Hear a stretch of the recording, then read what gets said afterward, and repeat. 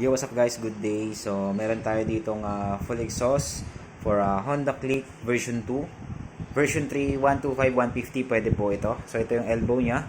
So, order ulit to guys sa ating TikTok shop. So, ayan, yung client natin ay nag-request na i-video daw natin bago natin ibalot. So, ito yung order nyo sir. Akrapovic M1, matte black. Nakasalpak na po silencer nyan sir. So, ikakabit na lang po yan. Alright, tapos ito po yung elbow nyo for Honda Click. So, quality po yan. Alright, so bound to saan to? Masbate.